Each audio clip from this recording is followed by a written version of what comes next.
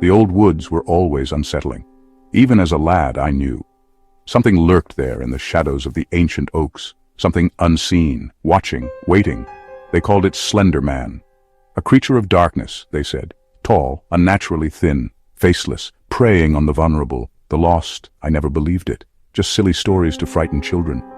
Urban legends whispered around campfires, until now. The woods have always been close, too close.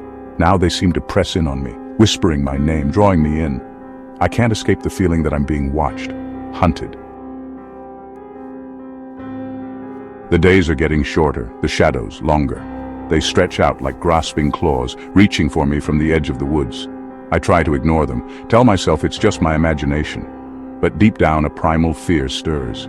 The dream started a few weeks ago. Vivid nightmares of endless forests and a towering figure with long, slender arms. It's always the same. He never speaks, just watches me with those empty sockets where his eyes should be. I wake up in a cold sweat, heart pounding. The line between dreams and reality blurs. I can't shake the feeling that he's real, that he's coming for me. The television flickers. The room is dark, save for the intermittent bursts of light from the old TV. Each flicker feels like a heartbeat, a pulse of something unseen. The static is relentless, a white noise that fills the silence with an eerie hum.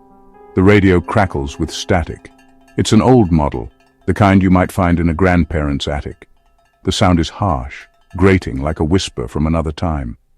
I twist the dial, but it only gets worse, the static growing louder, more insistent. My phone buzzes with phantom vibrations. I pick it up, but there's no message, no call. Just the persistent hum of the screen lighting up, casting a cold glow in the dim room. It's as if the device is alive, trying to communicate something I can't understand. Strange occurrences plague my every waking moment.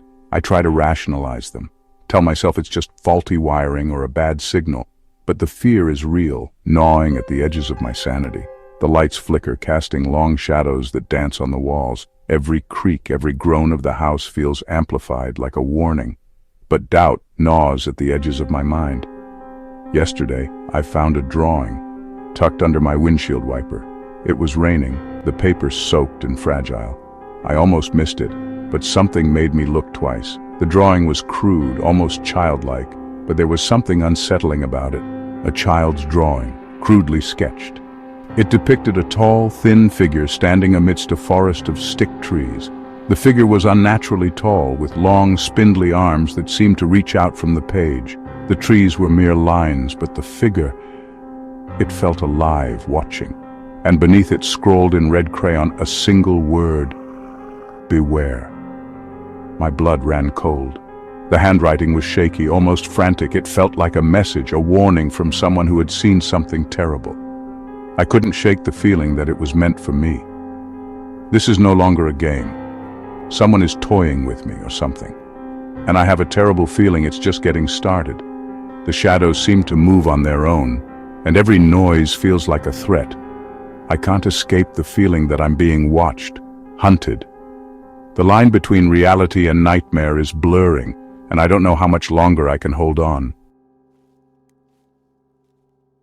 I can't stay away from the woods. They call to me. It's as if the trees themselves whisper my name, beckoning me to venture deeper into their embrace. Every time I try to resist, the pull becomes stronger, an invisible force drawing me in. A siren song of dread and fascination. I have to see. The forest is both a place of beauty and terror, a paradox that I can't seem to unravel.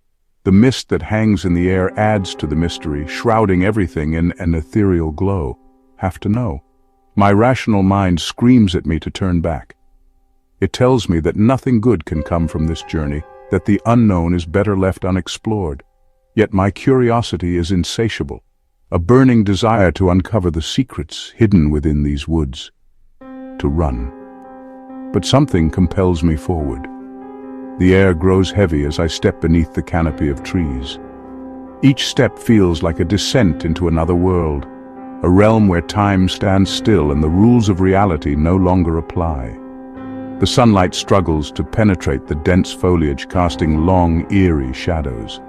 These shadows seem to dance and shift, creating shapes that play tricks on my mind.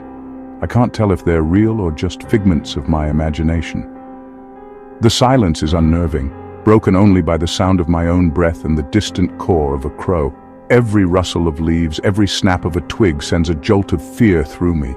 It's as if the forest is alive, watching my every move. I push deeper into the woods. Each step I take feels heavier than the last. The ground beneath me seems to resist my progress, as if trying to hold me back. But I can't stop now. The deeper I go, the more I feel like I'm on the brink of a revelation, as if I'm wading through thick mud or quicksand. I know I should turn back.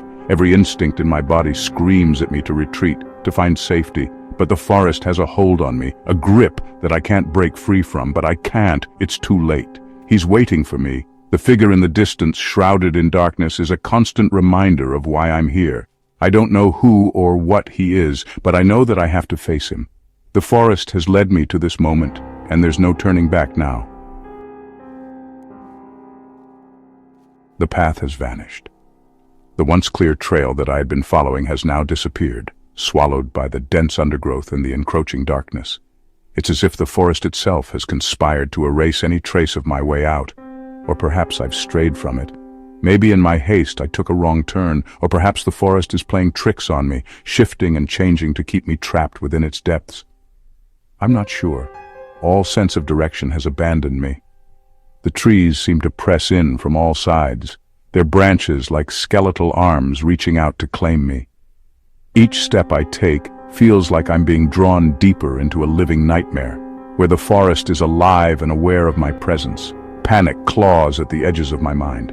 I quicken my pace, my heart pounding in my chest. The faster I move, the more frantic my thoughts become. I can feel the weight of the forest pressing down on me, suffocating me with its oppressive silence. But the faster I walk, the more lost I become. The forest seems to twist and turn around me, a labyrinth with no escape. Every tree looks the same, every path leads to nowhere. It's as if the forest is a living maze, designed to keep me wandering endlessly. I pull out my phone, but there's no signal. The screen mocks me with its emptiness, a reminder of how isolated I truly am. No GPS, no maps, no way to call for help. Just me and the endless expanse of trees. Of course not. I'm alone, completely and utterly alone. The realization hits me like a cold wave, chilling me to the bone. There's no one coming to find me, no one who even knows I'm out here, lost and alone in this cursed place, and he's out there, somewhere in the darkness, watching, waiting. I can feel his eyes on me, a predator stalking its prey. The forest is his domain, and I am an intruder. Every rustle of leaves, every snap of a twig sends a jolt of fear through me. I know he's out there, lurking in the shadows, biding his time. The forest is not just a maze, it's a trap, and I am caught in it. He watches, a rustling in the undergrowth, a twig snapping underfoot. Every sound sends a jolt of fear through me. My eyes dart back and forth, searching for the source of the disturbance, but I see nothing. The feeling of being watched intensifies.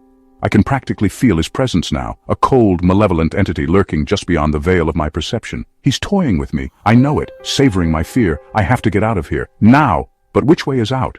Every direction looks the same, an endless sea of trees stretching out before me. I'm trapped, and he knows it. Sanity crumbles. The line between reality and nightmare blurs. My mind plays tricks on me. Shadowy figures dance at the edge of my vision. Whispers flit through my mind, taunting me with half-remembered fears. I can't trust my own senses. The silence is broken by a low, guttural growl. It seems to come from everywhere and nowhere at once. I spin around, searching for the source of the sound, but there's nothing there. Nothing but the oppressive silence of the woods. I'm losing my mind. I can feel it slipping away. The darkness is closing in, and he's waiting for me on the other side. Nowhere to run. I stumble through the woods, my clothes torn, my body battered and bruised. I've lost all track of time. How long have I been here? Hours, days, an eternity? It doesn't matter. Time has no meaning in this place. He's closer now. I can feel it. The air grows colder, the shadows deeper. I catch fleeting glimpses of him out of the corner of my eye. A tall, thin figure, his suit as black as the void. But whenever I turn to face him, he's gone. There's nowhere left to run. He's everywhere, surrounding me, closing in. This is it. This is how it ends. He's coming for you. You may think you're safe. that it's just a story, but you're wrong. He's real, and he's always watching, waiting for the right moment to strike. He preys on the weak, the vulnerable, the ones who are lost and alone. Don't let him take you. Stay out of the woods. Don't go out at night. And whatever you do, don't look behind you. He might be there,